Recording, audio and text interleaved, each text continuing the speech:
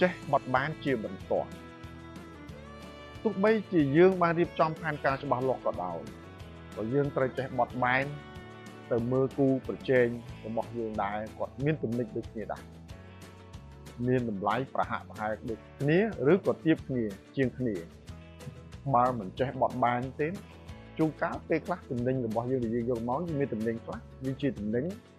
ដែលមានពេលវេលាកំណត់ឬដល់កំណត់ថ្ងៃខែដែលផុតអញ្ចឹងអ្នកលក់គឺសំខាន់បំផុតគឺត្រូវចេះបត់បែនទៅតាមពេលវេលាគឺបត់បែនមកយ៉ាងម៉េចបើសិនជាទំនិញនោះឧទាហរណ៍ថាឥឡូវនៅសល់មួយខែទៀតឬក៏សល់10ថ្ងៃទៀតឬក៏អីចឹងទៅ5-10ថ្ងៃទៀតផុត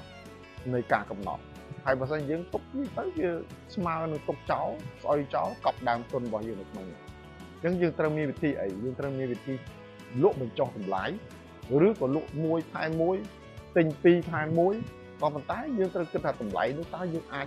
រួចបានរួចខ្លួនឬក៏ខាតបើសិនយើងអ្នករកស៊ីយើងយកទៅវាខាតយើងទៅសង្ឃឹមអីទៅមុខរបរយើងទៅខាងមុខអញ្ចឹងសំខាន់ណាស់ទោះបីយើងបញ្ចុះតម្លៃក៏ដោយទោះបីយើងលក់2ថែម1ក៏ដោយ1ថែម1ក៏ដោយធ្វើយ៉ាងហោចណាស់ទំនិញអស់ក៏ប៉ុន្តែយើងបានដើមមករួចខ្លួនដែរប្រសើរជាងយើងយកខាតបើសិនជាយើងទុកចោលទំនិញហ្នឹងក៏វាស្មើនឹង